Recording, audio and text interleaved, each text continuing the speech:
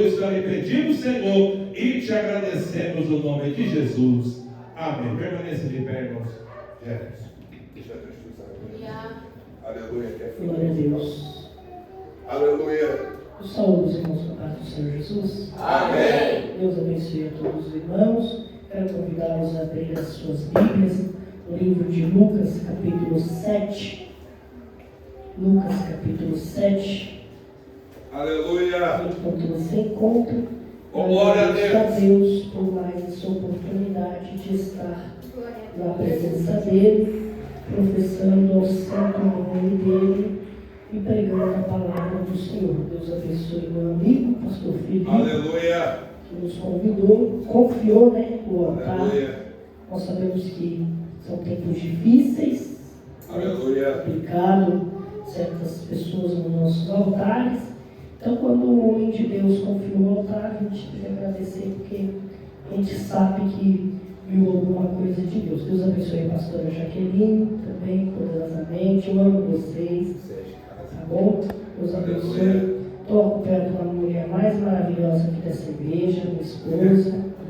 Deus abençoe ela também. Quem contou Lucas 7,47 diz amém. Amém. 7,47 de Lucas. Por tudo isso te asseguro, o grande amor por ela demonstrado prova que seus muitos pecados, repitam comigo, muitos pecados já foram todos perdoados. Repitam comigo, perdoados. Mas onde há necessidade de pouco perdão, pouco amor é revelado. Amém? Pode sentar, glorificando o nome do Senhor. Glória a Jesus. Aleluia. A verdade bíblica, irmãos, é que todo o contexto histórico bíblico, ele se debulha no imenso e poderoso amor de Deus Pai. Aleluia. Ora, todas as histórias que você examinar nas Sagradas Escrituras, todas elas levam a um único caminho, onde Deus Pai tenta trazer os filhos com braço de amor para junto de si, muitas vezes com êxito, algumas outras vezes os filhos renunciam esse amor e ele, em bondade, em misericórdia, aceita a renúncia dos filhos e ainda por cima fica anelante, de braços abertos, esperando o retorno desses filhos. Olha que situação tão maravilhosa.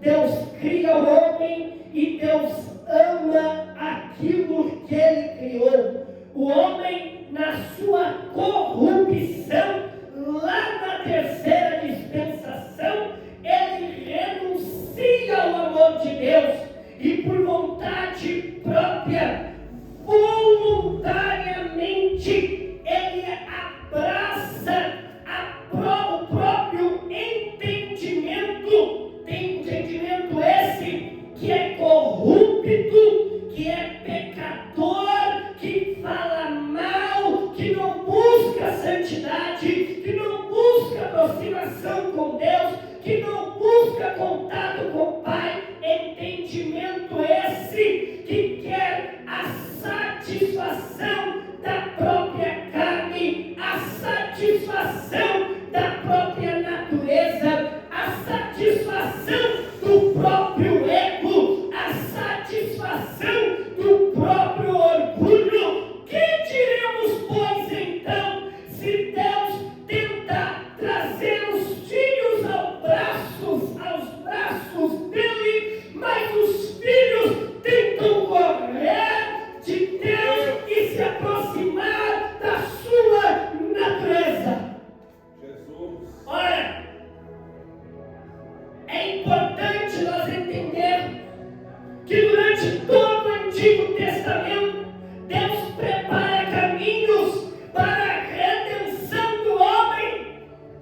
mas todos os caminhos que Deus prepara para a redenção do homem são insuficientes diante da natureza humana que deseja o pecado todos os dias. É isso mesmo que eu quero te dizer. Essa carne, ela deseja o pecado todo dia. Jesus. Essa natureza, ela deseja a corrupção todo dia. E se nós não tomarmos cuidado na batalha do espírito contra a carne, espírito que quer se montar a Deus, nós deixamos a carne prevalecer e derrotamos o espírito. Aleluia. É verdade, Deus. Como pode? Então, pastor, o espírito perder para a carne. Jesus. Ora, o Espírito de Deus, ele convence o homem da justiça, do juízo e do pecado, segundo João 16. Glória a Deus. Mas convencer, pastora Jaqueline, não é obrigar. Em todo tempo de vida que a humanidade existiu em 6.000 anos aproximadamente de história, Deus nunca obrigou o homem a nada. Mas Ele sempre criou caminhos para que o homem voltasse aos seus braços de amor. Dizendo: você pecou, você errou, você quebrou o mandamento, você se afastou da promessa, você aceitou a sua natureza, você aceitou a vida corrupta, você aderiu à concupiscência, você aderiu à lasciva, mas eu tenho redenção para você. E Deus, na sua excelência, Ele diz para o homem: todo aquele que pecar, esse morrerá. Não como quem está ameaçando, mas como consequência, porque é impossível alguém que peca estar próximo a Deus. Afinal de contas, o profeta disse que o que faz separação entre Deus e o homem é o pecado, é a transgressão. Então o Senhor libera a lei e diz: a alma que pecar, essa morrerá. Então o que nós vamos dizer? Se nós pecamos, nós morremos em nossos delitos e pecados. E ainda Paulo, escrevendo aos Romanos, ele vai dizer: porque todos pecaram. E aquele que diz que não peca, mente. Então vamos falar a verdade. No dia de hoje, todos nós pecamos. Então o que fazer? Se estou condenado pelo quinto atributo da ação divina, que é a justiça de Deus, e justiça que diz que quando eu pequei, eu devo morrer. Nosso advogado de acusação, o acusador, a expressão bíblica Satã, a expressão bíblica diabolos, que é aquele que vem acusar, como diz Apocalipse 12:10, está diante de Deus lá nos céus. Esses céus provavelmente é o segundo céu, não é o céu atmosférico, mas é o céu planetário, e provavelmente ele está lá de dia e de noite nos acusando diante de Deus. Hoje, ainda hoje, ele chamou a atenção de Deus em uma reunião dos filhos de Deus e disse: Deus Pai, eu não te sirvo, mas aquele fulano que diz que te serve, esse pecou.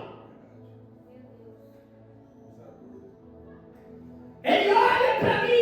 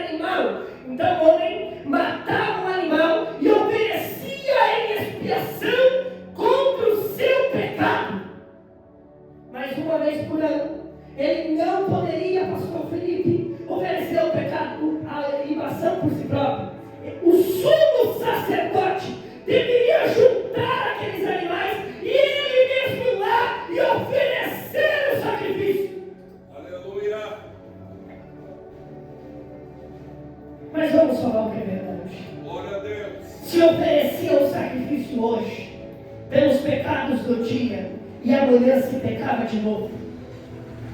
E depois de amanhã se pecava de novo, e depois se pecava de novo, e todos os dias o inimigo das nossas almas ia lá diante de Deus, como disse para Deus diante de Jó, e disse também: o Senhor sabe ele por todos os lados. Como é que vou fazer alguma coisa? Oh Deus! Irmãos, não entenda errado.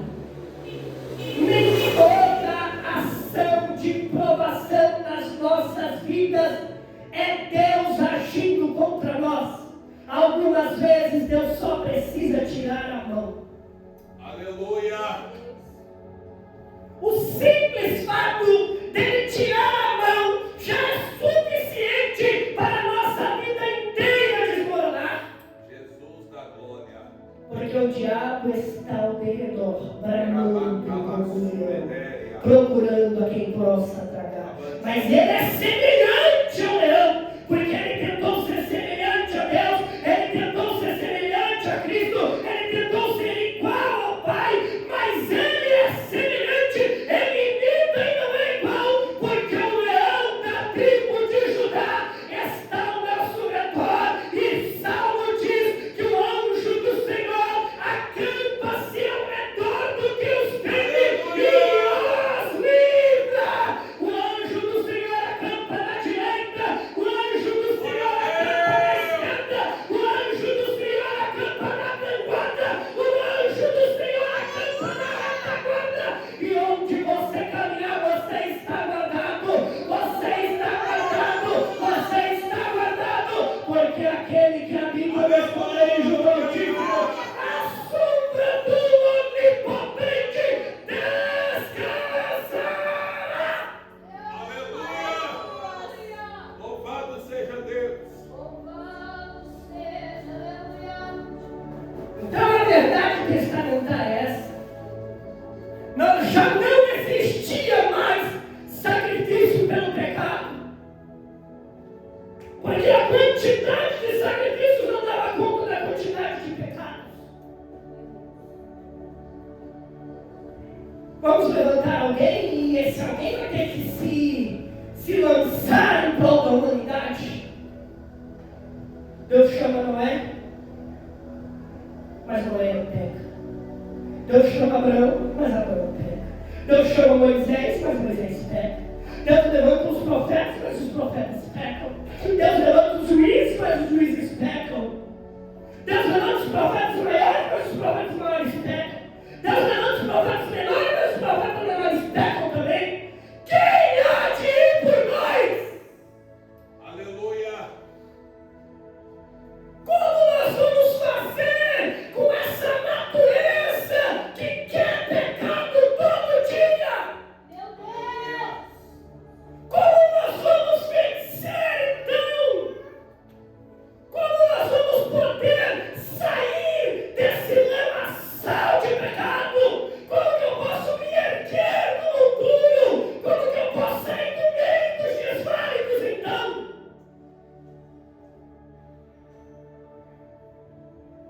Isaías 53 diz: não havendo remissão, Deus deu seu Filho. Aleluia.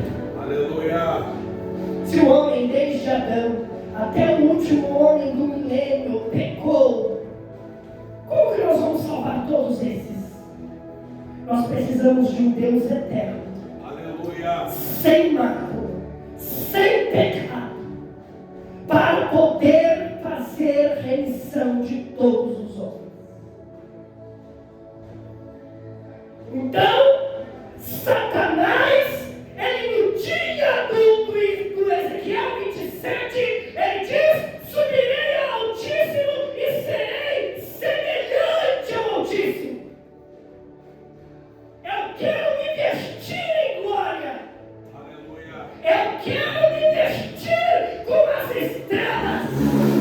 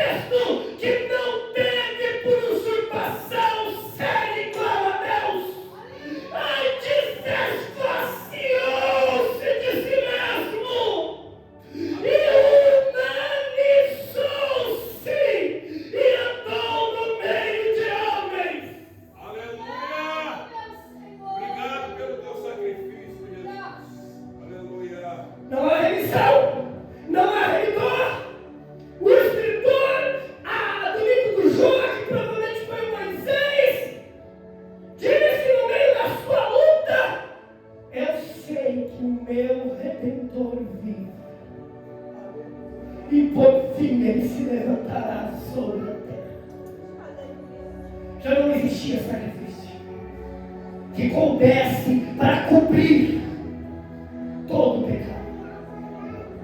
Então Cristo se humaniza. E Ele não vem para cobrir o pecado. Ele vem para exibir o pecado.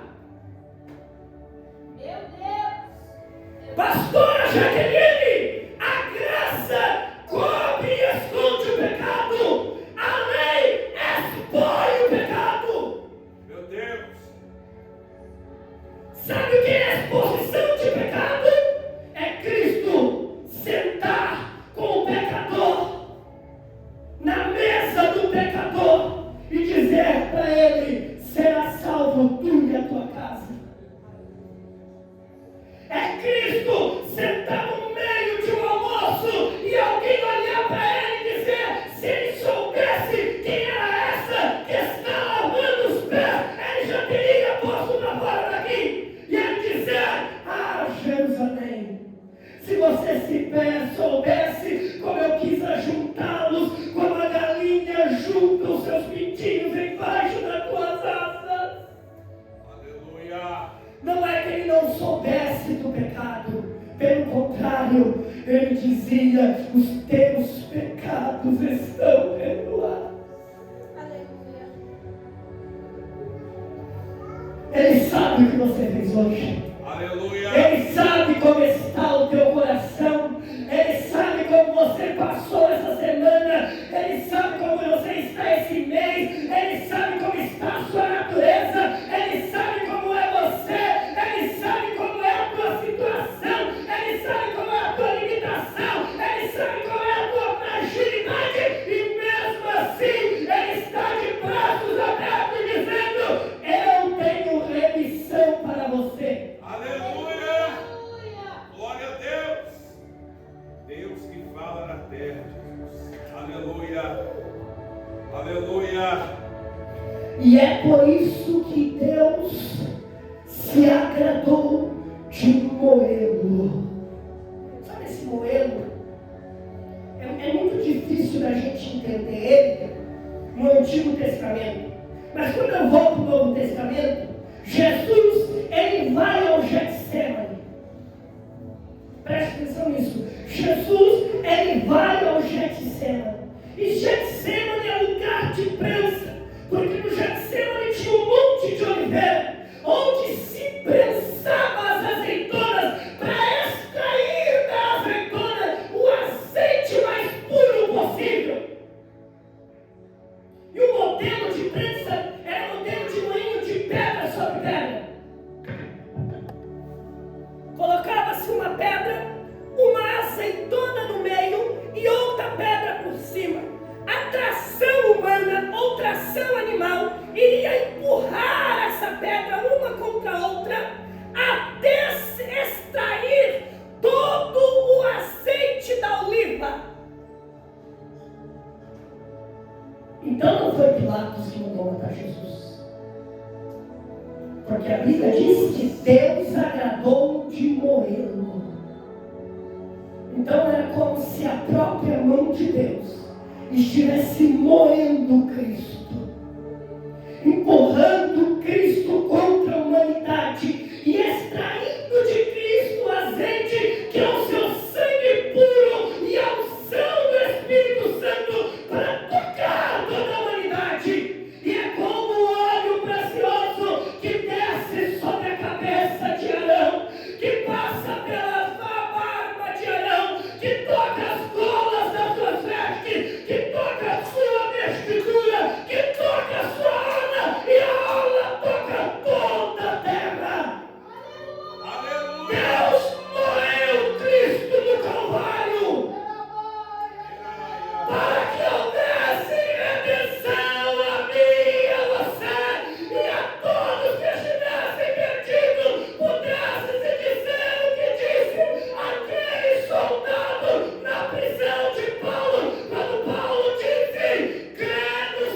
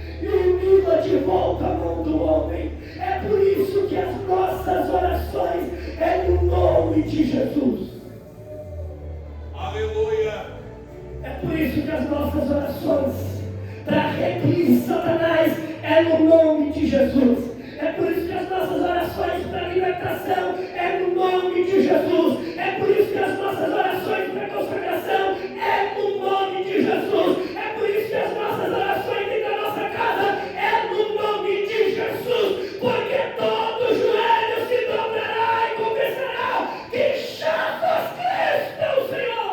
Aleluia! Aleluia! Glória a Deus! Bendito seja o nome do Senhor. No Getsemane, Deus pensou Cristo. Deus moeu Cristo. Ao ponto dele dizer: Senhor, se possível, aparta de mim este cálice. Sabe, a cruz, ela mostra quem eu sou de verdade. Aleluia! Sabe, a cruz, ela revela o que há dentro de mim de verdade, para que haja uma manutenção espiritual, onde saem os carrapichos e entra o azeite e a unção de Deus. Aleluia! Só é possível ser cheio da unção de Deus aquele que teve o encontro com a cruz de Cristo.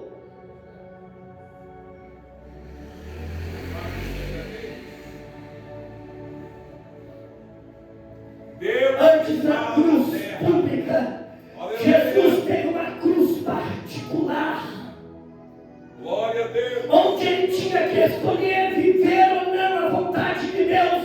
E ele diz: Pai, se possível, aparta de mim este cálice, porque eu não suporto as dores, eu não suporto as pisadas, eu não suporto a angústia, eu não suporto o abandono, eu não suporto o pecado, eu não aguento carregar o pecado de toda essa humanidade.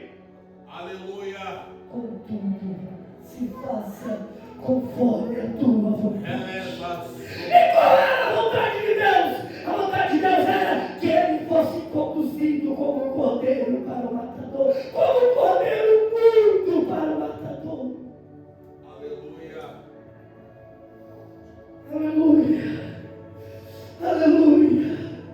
Os soldados do pretório lançam mão nele, levam ele até o sinédrio, onde os sacerdotes o julgam, e diz: Você se diz rei dos judeus. E o sumo sacerdote rasga suas vestes e diz: Você comete blasfêmia.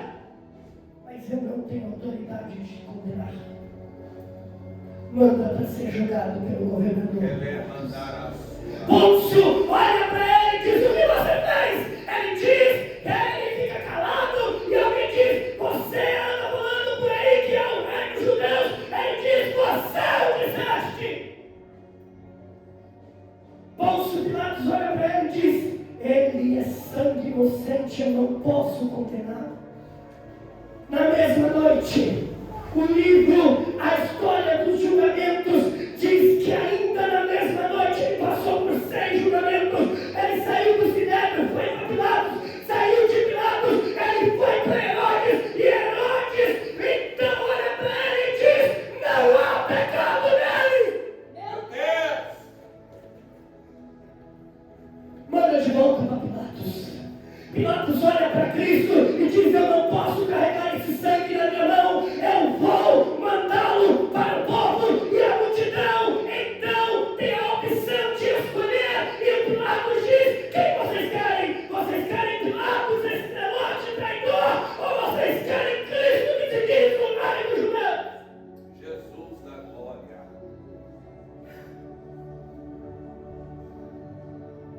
Pilatos estava preso por vários reis. E um dia eu volto aqui para falar para os irmãos. Senão eu deixo o pepino para as ovelhas desenvolver aqui com vocês. Por vários crimes, com provas contundentes, que o levariam à crucificação, que o levariam para a morte. Mas o povo escolheu a Jesus. Glória a Deus! Sabe? Barrabás representa ele e você. Jesus! Que Satanás pegou todas as provas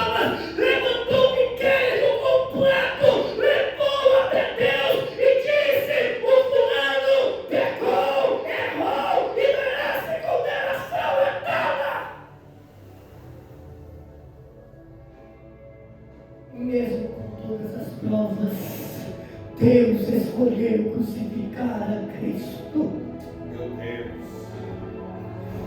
Jesus Cristo é açoitado, um chicote com pontas de osso e alguns chicotes mal feitos com pontas de chumbo, e às vezes ele até misturavam 39 chicotadas para que então as suas costas fossem dilaceradas. A história diz que cada chicotada arrancava pele, arrancava tendões, arrancava nervos e chegava até a expor os ossos das costelas. Ele começou a sangrar antes de chegar no Gólgota. Antes de chegar no lugar da caveira, ele já estava sangrando.